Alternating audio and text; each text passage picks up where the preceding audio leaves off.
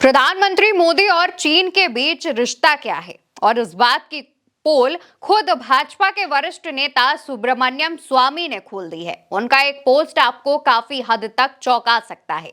सुब्रमण्यम स्वामी अपने पोस्ट में खुलासा करते हुए लिखते हैं, मोदी का चीन के आगे नतमस्तक होना भारत माता के लिए विनाशकारी है। गुजरात के मुख्यमंत्री रहते हुए मोदी ने 8 सालों में 10 बार बीजिंग की यात्रा की थी। वेटर बीजिंग में भारत के राजदूत थे और उन्होंने मोदी की सांस्कृतिक जरूरतों का ध्यान रखा था। प्रधानमंत्री के तौर पर मोदी ने निर्विवाद लद्दाख का 4060 वर्ग किलोमीटर चीन को दे दिया। फिर भी आज शी जिनपिंग मोदी से नफरत करते हैं, लेकिन पाकिस्तान के साथ उनके मधुर संबंध हैं। क्या अब हम भारतीय सुरक्षित हैं? दोस्तों, सुब्रमण्यम स्वामी अपने इस पोस्ट में बताते हैं कि प्रधानमंत्री मोदी ने लद्दाख का जो हिस्सा है वो चीन को दे दिया है। याद कीजिए, यही बात लगातार विपक्ष कहता आ रहा है। नेता प्रतिपक्ष राहुल गांधी लगातार कई मौकों पर कई जनसभाओं में इस बात का जिक्र कर चुके हैं कि लद्दाख का जो हिस्सा है वो चीन कब्जा रहा है और उस पर अपने लोगों को बसा रहा है। इस पर भारत सरकार कोई एक्शन क्यों नहीं ले रही है? राहुल गांधी के इस सवाल पर भाजपा जवाब तो नहीं देती, लेकिन राहुल गांधी पर केस जरूर दर्ज करा देती है। गोदी मीडिया कहती है कि अगर राहुल सच्चे देशभक्त होंगे तो इस तरीके से सवाल नहीं पूछेंगे। यहाँ पर सवाल यह भी है कि क्या देशभक्ति इस बात से साबित होती है कि आपने सरकार से सवाल कर दिया तो आप देशभक्त नहीं होंगे? खैर, अब बात करते हैं ऑपरेशन सिंदूर की। बहुत ज्यादा समय नहीं बीता है, आपको याद होगा कि ऑपरेशन सिंदूर के दौरान कैसे चीन खुले तौर पर हमारे दुश्मन देश पाकिस्तान की मदद कर रहा था। वही पाकिस्तान जिसने हमारे आम लोगों की जान ली, वही पाकिस्तान जिसकी वजह से लगातार हमारे जवान शहीद होते हैं। उस पाकिस्तान की मदद लगातार चीन कर रहा है, लेकिन उसके बावजूद भारत के जो प्रधानमंत्री हैं वो चीन का नाम अपने बात में, अपनी चीजों में नहीं लेते हैं। ऑपरेशन सिंदूर पर जब संसद में चर्चा हुई तो एक बार भी पाकिस्तान ने चीन का नाम नहीं लिया और चीन जो पाकिस्तान की मदद कर रहा था, इस चीज को बिल्कुल भी ना इस पर कोई रिएक्शन दिया और ना ही इसकी निंदा की। इसको लेकर के भी विपक्ष ने सवाल पूछे थे।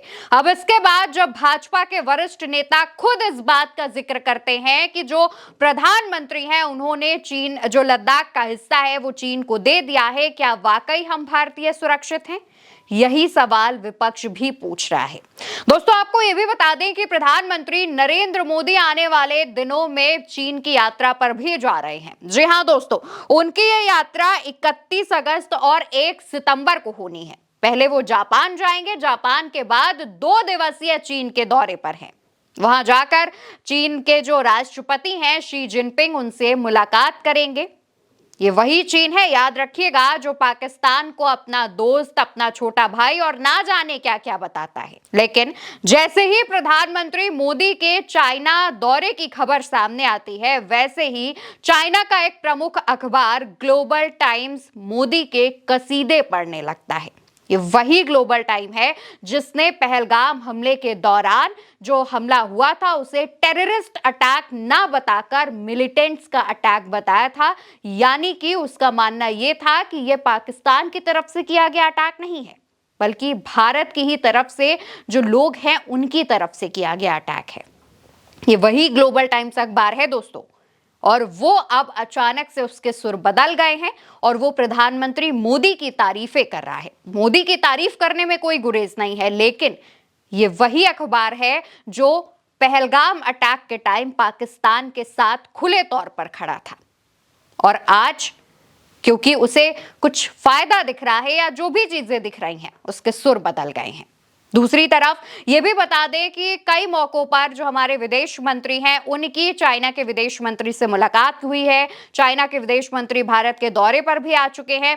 रिश्ते सुधारने की कोशिश की जा रही है, लेकिन सवाल यह है कि लद्दाख और लगातार कई मौकों पर अरुणाचल प्रदेश को जो चाइना अपना हिस्सा बताता रहता है, उस पर चाइना से कब बात होगी? उस पर चीन को दो टूक जवाब कब दिया जाएगा?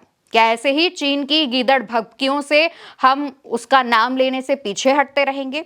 हालांकि यहां पर यह भी बताते चलें कि जब अमेरिकी राष्ट्रपति डोनाल्ड ट्रंप, जो कि प्रधानमंत्री मोदी के सबसे खास दोस्त भी हैं, उनकी तरफ से जब भारत पर 50% का टैरिफ लगाया गया था, तब उसके बाद चीन ने इस बात की निंदा की थी और तब से ही चीन भारत के पक्ष में कभी कभी बयान दे रहा है। और इसी वजह से कहा जा रहा है कि अमेरिका के साथ अगर रिश्ते खराब होते हैं तो चाइना से रिश्ते सुधर जाएंगे।